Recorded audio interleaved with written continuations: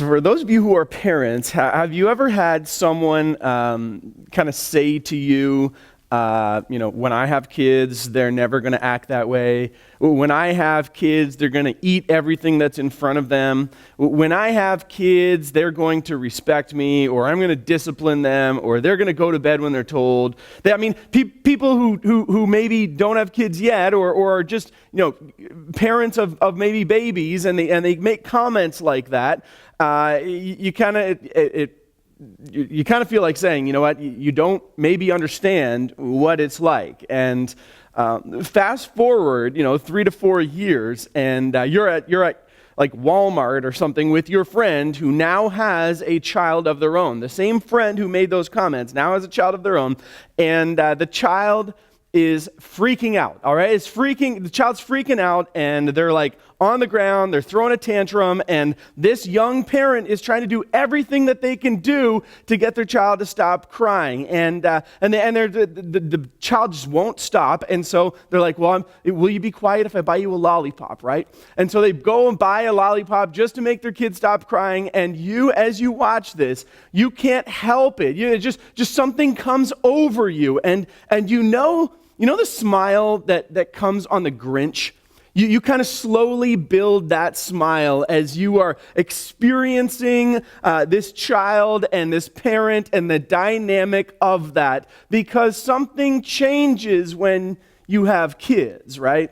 Something changes when you experience parenthood, and something changes when you have these monumental transformations in your life. And there's something that having kids, it just rocks you, and the person you were, it changes to the person you are now. And what makes that change? See, I think it has something to do with love. And I experienced this, right? Like I had a solid group of friends, and I had a great set of parents, and my brother and my family, just an ideal, great situation in my life, right? And I met Emily, and the more that we got to know each other, I would spend more and more time with her, and less time with my group of buddies, and less time with my family, really. And something was changing within me, and then later on we get married, and I learned to live with Emily, and even then I begin to change as we maybe try new foods. I try new foods that she likes, or the temperature of the house, or different things, right? This change happens in me that because of my love for her. And then we have kids, and when you have kids, you begin to love this child in a way that you haven't really loved anything or anybody else, and something changes within you. And really, I would say that I am not the most changeable person. I like routine. I kind of like things to kind of stay the same, and what I've found is this: I am only going to change after being forced to or being transformed to, all right? I'm going to be forced to change because of something in my life or something that takes place, or I'm going to be transformed to want to change, right? And I think the transformation comes when you experience love. See, being forced to change is more kind of worthless religion, and being transformed to change is love. Now, we are in week 3 of this Worthless Religion series, and in this series, we've been kind of exploring what maybe the ideals or the concept of the early church in the book of Acts, and then how we've got to the point that we are today. And we're not trying to communicate that the things that we do are worthless or denominations or anything like that, but we are just taking kind of the Pharisee view of what we do or religion, that Pharisee kind of view, that is worthless religion. It's piling all kinds of ritual and tradition and ceremonies, all kind of piled on top of what was meant to be just basically really simple walking with Jesus and following him, right? Now, Jesus has been preaching this Sermon on the Mount that we've been following, and that is found in Matthew 5 and 6 and 7. And we're going to take a look at what he says right at the end of Matthew chapter 7. We're going to be looking at verse 12, and this is kind of the theme for today. And as he's preaching this sermon, he says this: "So in everything, do to others what you would have them do to you.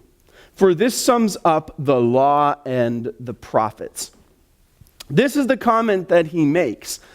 And as we've been covering this in Worthless Religion series, it's remarkable, right? Because we have been following this idea of the Pharisees putting all kinds of laws and rituals and ceremonies, all kinds of things on the Jewish people to do in order to access God.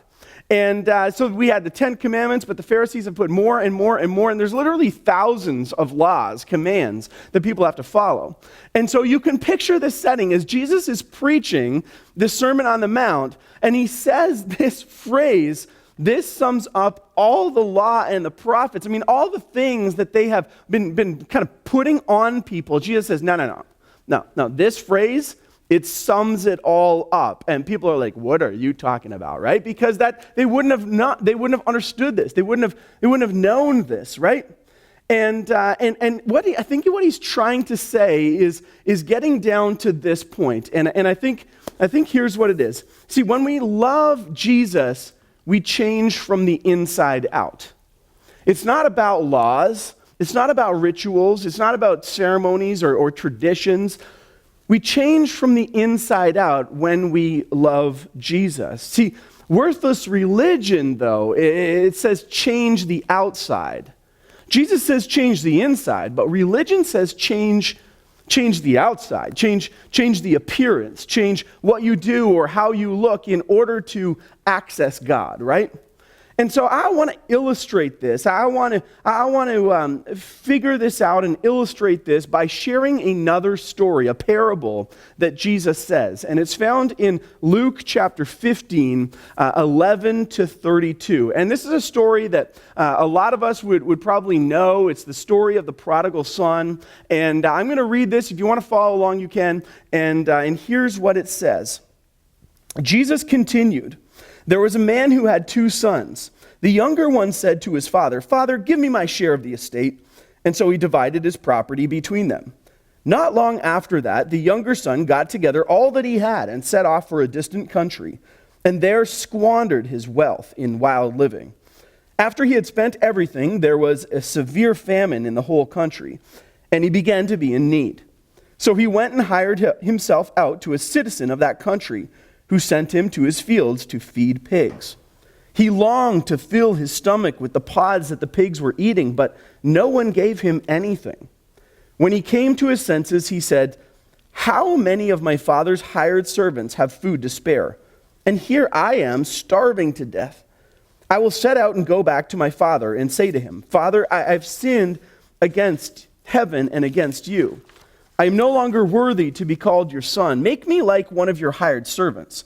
And so he got up and went to his father.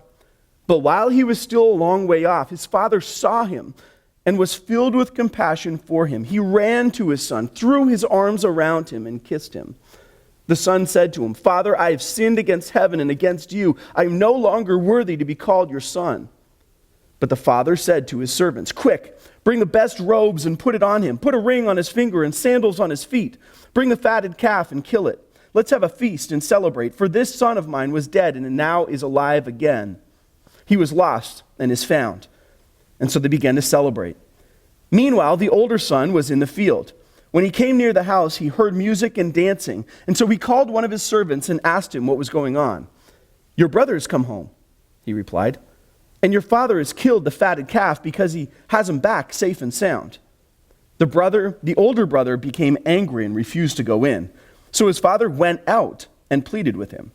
But he answered his father, "Look, all these years I've been slaving for you and never disobeyed your orders, yet you never gave me even a young goat so I could celebrate with my friends.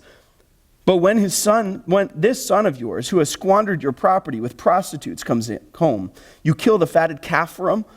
"My son," the father said, "you are always with me, and everything I have is yours. But we had to celebrate and be glad, because this brother of yours was dead and is alive again. He was lost and is found."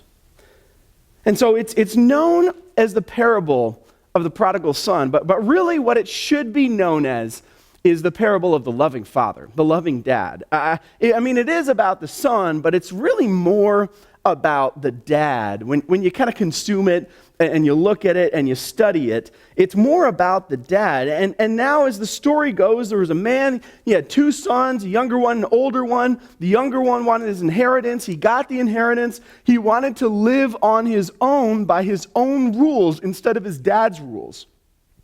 And we know what happens when we live on our own, right? When we want to follow our own ways, when we want to live by our own decisions, we go bankrupt. And we go bankrupt. This guy went bankrupt, physically. He lost all his money. He goes bankrupt emotionally. He goes bankrupt, spiritually. He goes bankrupt relationally. He just totally loses everything. And that's really the end result of going this on your own and kind of living your own way, right? And he has no money, and he finds himself longing to eat the food of the pigs that he's looking after. Now, the elder son, he didn't take that same route. The elder son, he decides, I'm going to work, I'm going to listen to my dad, I'm going to do everything that he asks, I'm going to work hard and try my best to be a good son. That's what the older son did. Now, the youngest son feels terrible. He doesn't have anything, he's bankrupt, and he feels so bad, but he decides to go back to his dad anyways because he has nowhere to turn. And he says this in verse 21.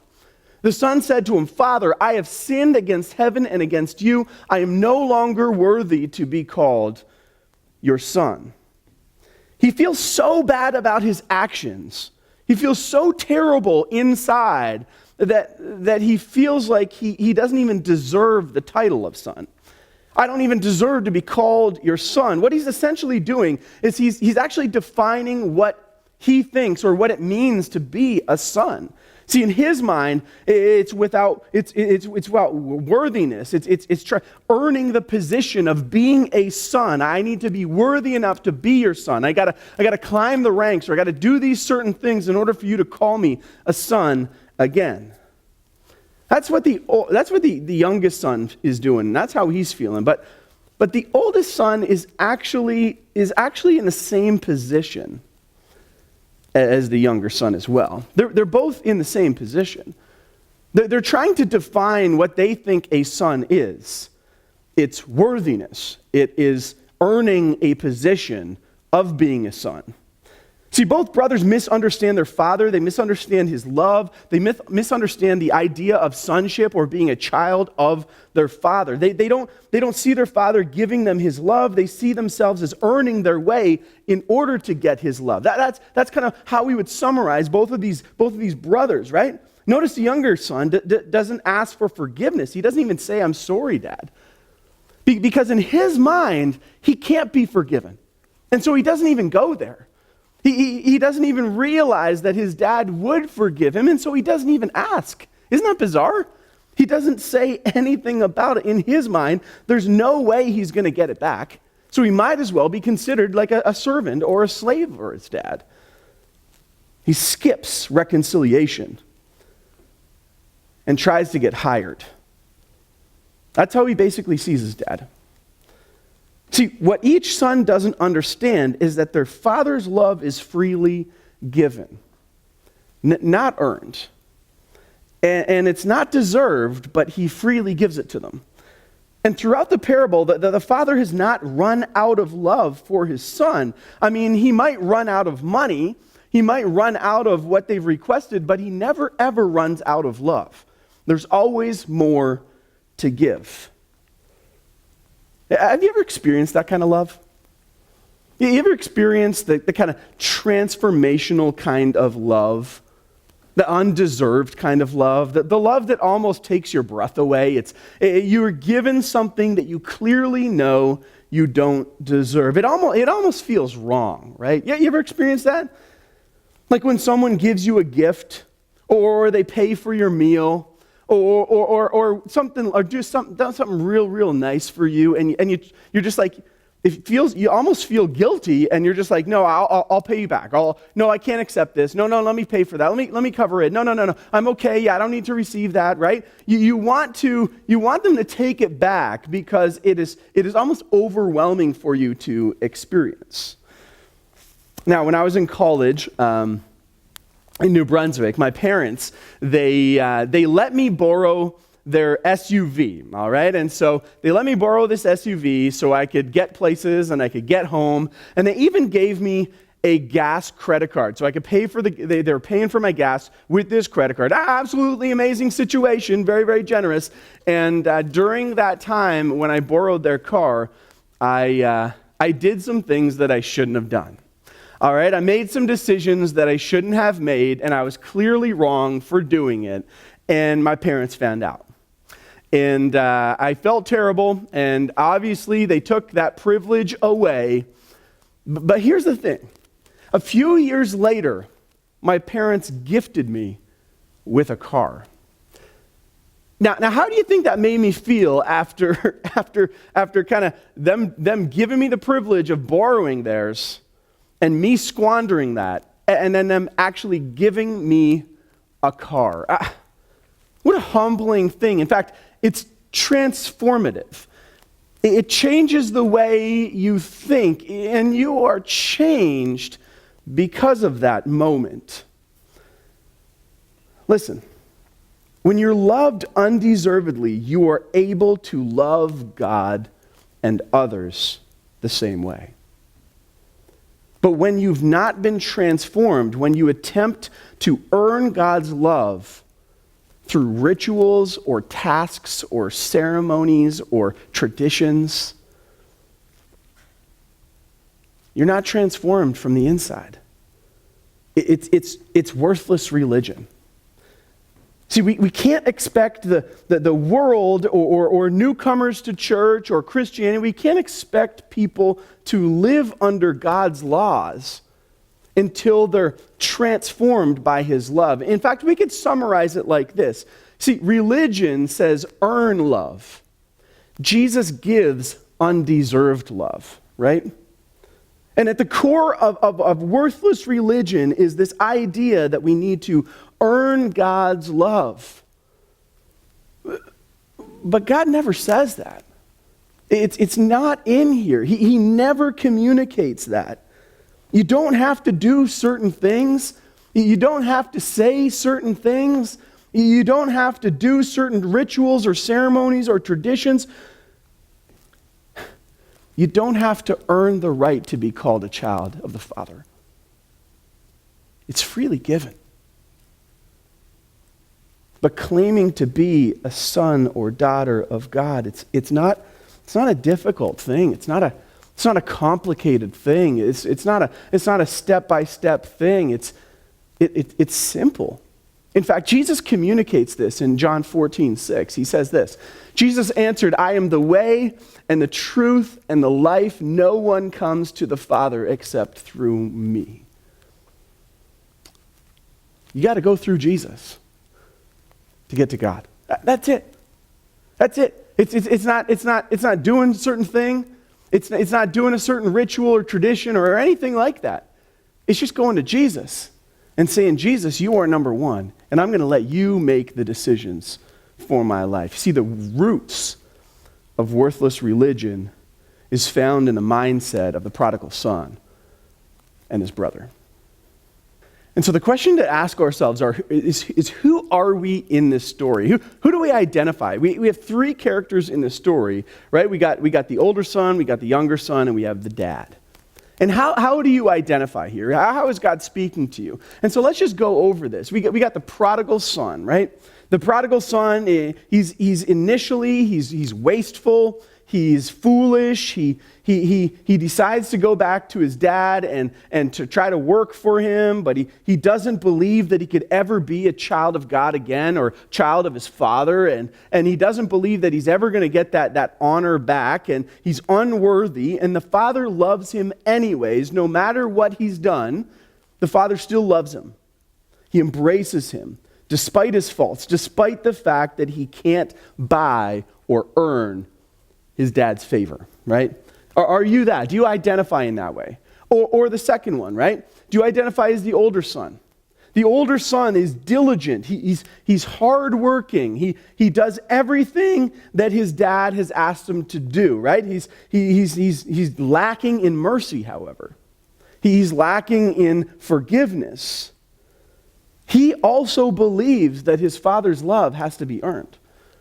He's trying his best to earn his dad's love, and he doesn't believe that his father freely gives love. Now, notice in the story that the father actually goes out to this older son.